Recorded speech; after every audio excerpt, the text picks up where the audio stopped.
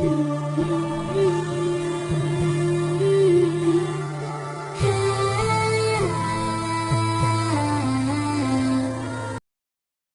দেওয়া নয়, সন্তান জন্ম দেয়। আর নেকাহ, নেকাহ মানে বিবাহ করা, বিবাহ মানে সহবাস করা, একটা মেয়ে আর একটা বেটা ছেলে সহবাস করা। এই সহবাস করার উদ্দেশ্য হলো যে আল্লাহকে রাজি করা, একটা সন্তান পয়দা হবে, আল্লাহর নবীর ঝান্ডাকে ধরে থাকবে, ইসলাম ধর্মকে সে, আমি মারা যাব, ওর বাপ মারা যাবে, সে আল্লাহর দ্বীনকে জীবিত রাখবে, সে আল্লাহর দ্বীনকে। এইটা হলো বিয়ের কাজ, এইটা হলো বিয়ের মৌজু, এইটা হলো গায়াত। আর যদি সেই বিষয় না থাকে তাহলে বিয়েটাই তার বেকার, বিয়েটাই তার। এই জন্য যে সামলাতে পারবে না তার বলা হচ্ছে রোজা করো, তো বিয়ে করুন। কথা বোঝা গেল ভাইরা বাবাজিরা? আল্লাহ নবী, দয়ার নবী জনাবে মুহাম্মদ রাসূলুল্লাহ সাল্লাল্লাহু আলাইহি ওয়াসাল্লাম ইরশাদ ফরমান, আইয়ুম্মা ইমরাতান কাতালা বাইতিন আওলাদিহা ফাইয়ামাই ফিল জান্নাহ। যে মা তার বাচ্চার পিছনে সময় দিতে লাগলো, এত সময় দিতে লাগলো, ওই যে একটা মরা লোককে দেখতে গেল, নিজের বাচ্চা আসে না বাড়িতে, মা বেরোয় না, বোরকা পরে খুঁজতে যায় না। যদি মা একবার খুঁজে গিয়ে তাকে ধরতো সন্তোষপুরে, বাবা ছেলে রাত 12টা বাজে, বাবা কেন তুমি এখানে গো? আমি খুঁজতে খুঁজতে এখানে চলে এসেছি। ছেলের টনক নড়ে যেত, ছেলে সাবধান হয়ে যেত, কিন্তু মা তার খোঁজে না, মা তার শাসন করে না। এর জন্য মা আল্লাহর কাছে দায়ী হয়ে যাবে। শাসনের পদ্ধতিটা আমি বলে দিলাম, সে যে ঘরে শোয় ওই ঘরে তালা মেরে চাবি মায়ের কাছে রাখতে হবে। কিন্তু ওর মা সময় বলে দেয়, তুই কখন আসবি ঠিক নেই, চাবিটা ফো করে রেখে দিচ্ছি, বা ওই গ্রিলের ওই গায়ে খোলা। ওর মা পাশ দিয়ে দিচ্ছে, ওর মা কি দিচ্ছে? পাশ দিয়ে দেবে। তাই না? এটা মায়ের কাজ হলো না, এটা মায়ের দায়িত্ব পালন হলো না। আল্লাহর নবী, দয়ার নবী জনাবে মুহাম্মদ রাসূলুল্লাহ সাল্লাল্লাহু আলাইহি ওয়াসাল্লাম বললেন, ওয়াশারিবুল খুমুরে, নেশাদ্রব্য পানকারীর দোয়া আল্লাহর দরবারে কবুল হবে না, ওর গুনাহ মাফ হবে না যতক্ষণ না সে তওবা করে সরে আসে।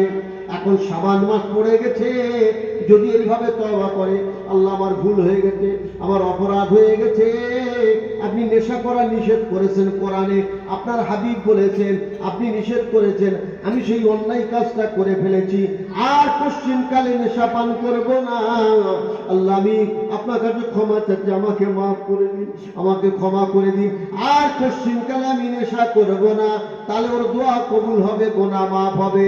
কিন্তু এখনো যদি হুজ্জুতি করে, এখনো যদি ওইভাবে তুমি করে থাকে, এখনো যদি ওইভাবে নিজেকে অহংকারী করে রাখে, তার দোয়া কবুল হবে না, গুনাহ মাফ হবে না।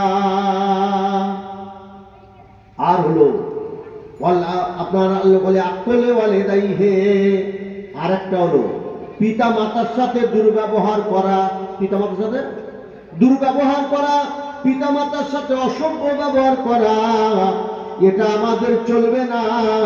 আল্লাহ পাক পিতা মাতার মর্যাদা অনেক বড় করেছেন। আমরা ছেলে মেয়ে হিসাবে, বৌমা হিসাবে, শ্বশুর শাশুড়ি, বৌমা আমার জামাই হিসাবে শ্বশুর শাশুড়ির সাথে ভালো ব্যবহার করতে হবে। আর আমরা ছেলে মেয়ে হিসাবে আমাদের মা বাপের সাথে ভালো ব্যবহার করতে হবে। হযরত বাইর বুস্তামি রাহমাতুল্লাহ আলাইহি একজন যুবককে দেখেন, তার মাকে পিঠের চালে বেঁধে নিয়ে আল্লাহর কাবা বাইতুল্লাহ তওয়াফ করছেন। ওই সময় বাইর বুস্তামি বলেছিলেন, ও বাবা ছেলে গো, তুমি মনে করো না হক আদায় হয়ে গিয়েছে, তুমি যদি 50 বছর তোমার মাকে পিঠে করে এইভাবে তুমি আল্লাহর কাবা বাইতুল্লাহ তওয়াফ করো, তাহলে তোমার মায়ের এক চুমুক দুধের ঋণ তুমি শোধ করতে পারবে না। গভীর রাত্রিতে সারা দুনিয়া ঘুমায়, বাপ ঘুমায়, সারা দুনিয়া ঘুমায়, আমরা চিচি করে কেঁদে উঠেছিলাম। ওই সময় মায়ের ঘুমকে হারাম করে দিয়ে মা আমাদের দুধ পান করিয়েছিল। মা যদি ঘুমের ওষুধ খেয়ে শুতো, তাহলে আমরা গলা শুকিয়ে রাত্রিবেলাই মারা যেতাম। অনেক মহিলারা আমাদের কাছে আসে, তো আমরা বলি তাহলে একটু ঘুমের কোনো তাকে বলি দেখি কি বলে মেয়েটা, যে তোমার বাচ্চা হয়তো তো ঘুম হয় না, তাহলে একটু ওষুধ পানি খাও যাতে ঘুম হয়। হুজুর কি বলছে, আমি যদি ঘুমিয়ে যাই তাহলে বিপদ হয়ে যাবে, তোমার বাচ্চা তো দুধ খেতে পারবে না, আমি ঘুমের উপরে আমি বেচাইন হয়ে যাব, আর আমার বাচ্চা টাউটাউ করবে, কাঁদবে, অসম্ভব। জোরে বলুন সুবহানাল্লাহ। মায়ের মনে আল্লাহ কত মায়া, কত দয়া দিয়েছে। পেয়ারা ভাইরা, ঠিক কথা। কিন্তু আসলে ছেলের দ্বারা মা যতটা ভালো ব্যবহার পাওয়ার দরকার তা পাচ্ছে না। এর কারণ হচ্ছে ছোটবেলাতে আসলে বাচ্চার মধ্যে মায়ের যে পরিষেবা থাকার দরকার সেটা না থাকার কারণে বাচ্চার ভালো ব্যবহারটা মা দেখতে পাচ্ছে না চোখে, জীবনে বাচ্চার ভালো ব্যবহার পাচ্ছে না। তার কারণ কি? তার কারণ হচ্ছে যে মা তার ছেলেকে ঠিক মতো তৈরি করতে পারে, ঠিক মতো তৈরি করতে পারে। ছেলের পিছনে খরচা করে, ধর আমাদের দিনিয়াত মোনাজ্জাম মক্তবে পড়ে তো 200 টাকা মাইনে, ধরে নেন 200 টাকা মাইনে, মাসে কত টাকা? 200 টাকা মাইনে। তো 200 টাকা মাইনে দেয়, ছেলেরা সারাদিন পড়ে, ছেলেরা হুজুররা 6টা 6:30 থেকে রাত 10:30 পর্যন্ত কপ চাচ্ছে। তাদের নিয়ে মানুষ করছে, ছেলেদের নিয়ে পড়ে আছে। আমরা পারিনি, আমরা মা পারিনি, বাপ পারিনি, তা আমরা অল্প পয়সা দিয়ে আমরা একটা পাড়ার জায়গায় দিলাম, এটাও হক আদায় হবে, এটা হক আদায় হবে। আর হুজুররা কি করছেন, কোনো ঘর সংসার, বিবি, ছেলে মেয়ে কোনো দিকে ধ্যান দিতে পারছে না। চাষ আবাদ, ব্যবসা বাণিজ্য, তাবিজ মালি, তোমার মিলাদ মহফিল কোনো দিকে যেতে পারবে না, খালি সারাদিন ওই ছেলেদের নিয়ে, সারাদিন এই বল, এই সোজা, এই এটা পড়, এই এটা মানে সারাদিন এইভাবে। আর মা কিরাম দেখো, হাঁড়ি কিনতেছে 250 টাকা দিয়ে, আর 200 টাকা মাইনে দেবে, আর দিতে পারে না। ঘরে যেন হাঁড়ির দোকান খুলে বাবুদের খাওয়াবে, রান্না করে করে খাওয়াবে। বাবুরা খেয়ে খেয়ে এরকম তৈরি হয়েছে, খেয়ে খেয়ে কি তৈরি হয়েছে, ওর মার সাথে লড়াই করা ছেলে তৈরি হয়েছে। কোন ছেলে তৈরি হয়েছে? মার সাথে লড়াই করছে। তবু আর দুনিয়া কার সাথে ভালো ব্যবহার করবে বলুন, পারবে?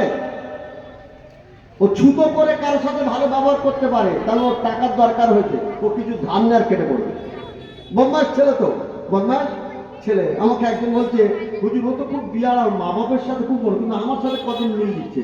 ওই ঠিক আছে, ও মিল দিচ্ছে তো, তুমিও মিল দাও। ও নিশ্চয়ই কোনো জায়গায় ফেসে বসে, ও কিছু একটা তোমার কাছে ঝাড়ার ধান্দা। তারপর 1 সপ্তাহ পরে এসে বলে, হুজুর ঠিকই বলেছেন, ওর শ্বশুর বাড়ি দাওয়াত পড়েছে, আর ওর ট্যাকে একটাও পয়সা নেই। ও আমার কাছে 10,000 টাকা ধান নেওয়ার জন্য ঘুর ঘুর করছিল কদিন। অবস্থা বুঝতে না? হ্যাঁ, ওর মার সাথে ভালো ব্যবহার করে না, ও বাপের সাথে ভালো ব্যবহার করে, তোর সাথে ভালো ব্যবহার করে। ব্যাপারটা কি? আসলে তৈরি করা হয়নি। কি করা হয়নি? তৈরি করলে আল্লাহ চায় হয়তো একটু ভালো হতো, ভালো হওয়া না হওয়া আল্লাহর হাতে, কার হাতে? কিন্তু চেষ্টা তো করতে হবে। কিন্তু দেখো আমাদের ছেলেরা যখন স্কুলে পড়তে যায় বলে আর মাইনে নেই, পয়সা দেয়, বা ও মাসে দেবো, ও মাসে এসে বলে সে খুব বিরাট বিয়ে, ও মাসে দেবো। মাস্টার পড়ানো আর ছেলেকে মানুষ করবে না, পালাবে। কোনটা পালাবে না? ভাইরা, আমাদের এই দিনিয়াতের ধরো হুজুররা কত টাকা মাইনে পায় আপনারা জানেন? সারা মাস সকাল 6টা থেকে রাত 10:30 পড়িয়ে কেউ 7,000 পাবে, কেউ 8,000 পাবে, কেউ 10,000 টাকা পাবে। সপ্তাহে কত হলো? 2,500। যদি হায়েস্ট হয় 10,000, খুব বেশি হলে 10,000। আচ্ছা বলুন, একটা লোকের চলে?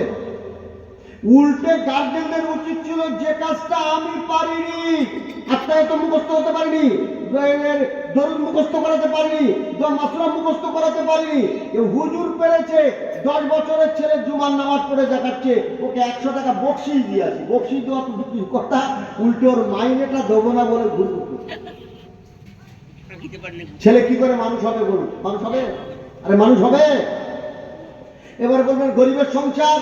গরিবের সংসার ছেলে মানুষ করতে গেলে খুব হিসাবে চলতে হবে। 1 কেজি গোশের দাম কত? 220 টাকা।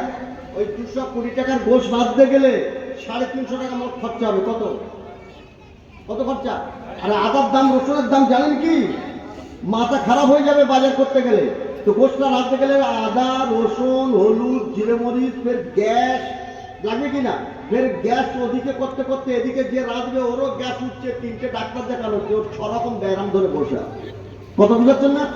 তো এবারে মানে আপনার টাকা আর ছেলেদের পিছনে খরচা করবে কি, সংসারে সব চলে গেল। আবার যদি হালকা সবজি আর টমেটো আর ওই চুনো আলু দিয়ে রান্না হতো, তাহলে ওই 300 টাকা 350 টাকার জায়গায়